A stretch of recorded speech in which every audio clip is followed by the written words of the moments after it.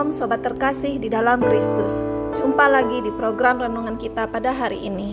Salam sejahtera buat saudara-saudari sekalian. Kiranya berkat Tuhan melimpah dalam hidup kita dan damai sejahteranya memelihara hati dan pikiran kita semua. Sebelum kita merenungkan firman Tuhan, marilah kita bersama-sama bersatu di dalam doa. Bapa, di dalam nama Tuhan Yesus Kristus, kami mengucap syukur untuk anugerah-Mu pada hari ini. Terima kasih untuk satu hari lagi yang Kau percayakan bagi kami untuk bisa memuliakan nama-Mu. Terima kasih untuk kekuatan, berkat, kebaikan-Mu, dan pemeliharaan-Mu yang begitu sempurna di dalam hidup kami. Saat ini kami akan mendengarkan sebagian daripada firman-Mu. Urapilah setiap kami dengan pengurapan yang baru. Jamalah hati kami dan penuhilah kami dengan segala hikmat dan pengertian yang daripada-Mu, sehingga kami dapat mengerti dan memahami akan kebenaran firman-Mu. Terima kasih Bapa yang baik, di dalam nama Tuhan Yesus kami sudah berdoa. Amin. Tema renungan, menginjil dengan hidupku. Dalam Kisah Para Rasul 26 ayat 5, 14, 20, 22, dan 29. Sudah lama mereka mengenal aku, dan sekiranya mereka mau, mereka dapat memberi kesaksian bahwa aku telah hidup sebagai seorang Farisi menurut mazhab yang paling keras dalam agama kita. Kami semua rebah ke tanah, dan aku mendengar suatu suara yang mengatakan kepadaku dalam bahasa Ibrani, "Saulus, Saulus, mengapa engkau menganiaya aku? Sukar bagimu menendang ke galah rangsang."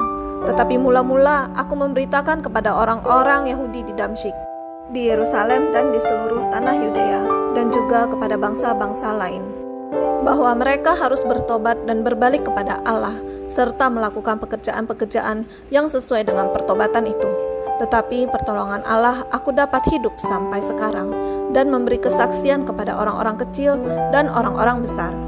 Dan apa yang kuberitahukan itu tidak lain daripada yang sebelumnya telah diberitahukan oleh para nabi dan juga oleh Musa.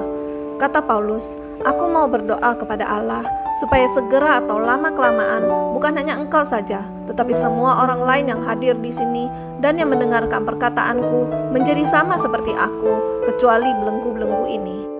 Amanat agung Tuhan Yesus bagi hidup kita adalah untuk memberitakan Injil, dan seringkali ketika kita membayangkan akan hal ini, yang pertama menjadi alasan dalam hati kita adalah kita tidak tahu bagaimana caranya menginjil, dan kita tidak tahu kemana kita harus menginjil. Nyatanya menginjil itu sebenarnya sangatlah mudah. Bahkan cara termudahnya adalah dengan bercerita tentang hidup kita, dan sebenarnya buah dari hidup kita adalah suatu kesaksian yang sangat ajaib dalam memberkati rekan kita. Sebagaimana yang dilakukan oleh Paulus ketika dia berhadapan dengan Raja Agripa di Kisah Para Rasul 26. Ada 3 pedoman penting yang dapat kita sampaikan dalam menginjil lewat hidup kita. Yang pertama, bagaimana kehidupan kita sebelum mengenal Kristus, bagaimana saya hidup dan bagaimana saya menjalani hidup saya sebelum saya mengenal Tuhan Yesus. Kedua, mengenal Kristus, ceritakan bagaimana Yesus menemukan saya dan memulihkan saya. Yang ketiga, setelah mengenal Kristus, bagaimana hidup saya bisa berubah karena Tuhan Yesus, dan bagaimana hidup saya sekarang. Saya percaya setiap kita pasti mempunyai kisah hidup kita masing-masing bersama Yesus. Pengalaman saya pasti berbeda dengan pengalaman saudara. Inilah yang namanya pengalaman bersama Yesus. Hubungan kita bersama Tuhan Yesus bukan hanya sekedar tahu saja, tetapi kita harus mengenal pribadinya dengan memiliki pengalaman bersama Dia. Setelah kita mengenal Yesus sebagai Tuhan dan Juru Selamat yang mengubah hidup kita, inilah saatnya bagi kita untuk membagikan kisah pengalaman kita kepada orang lain. Terima kasih atas firman-Mu ya Tuhan. Terima kasih atas didikan-Mu, kesabaran-Mu, dan kasih-Mu buat hidup kami. Berilah kepada kami hati yang bijaksana untuk menghitung hari-hari kami yang fana ini, supaya kami tidak berjalan kepada jalan kebinasaan, tetapi kami mengerti jalan-jalan-Mu. Jadilah Tuhan dan Raja dalam hidup kami, dan biarlah Roh Kudus senantiasa berdiam dan menolong kami dalam menjalani kehidupan kami, sehingga kami bukan saja menjadi pendengar-pendengar firman, tetapi kami dimampukan menjadi pelaku-pelaku firman dan menyenangkan hati Bapa. Kami berdoa untuk setiap kami yang mendengarkan renungan hari ini. Lembutkanlah hati kami sehingga setiap firman yang kami dengar menjadi rema dan berakar di dalam kehidupan kami, sehingga iman kami boleh bertumbuh dan dikuatkan dalam menjalani hari-hari yang jahat ini.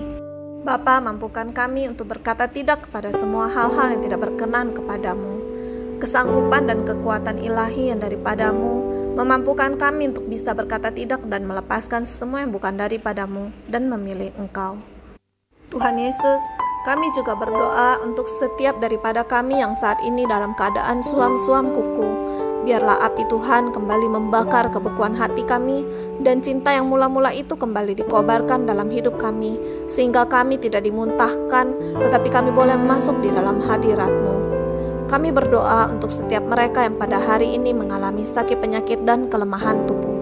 Kiranya pemulihan terjadi saat ini juga dan segala sakit mereka disembuhkan.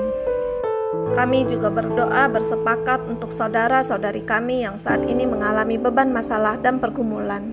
Kiranya mereka terima jawaban doa mereka tanpa ada penundaan, dan kekuatan, penghiburan, dan damai sejahtera-Mu menyertai mereka. Kami percaya yang terbaik menjadi bagian kami, karena Engkau datang untuk memberikan kami hidup dan hidup di dalam segala kelimpahannya. Terima kasih Tuhan Yesus, kami kembalikan segala hormat, pujian, dan syukur kami hanya kepadamu. Amin.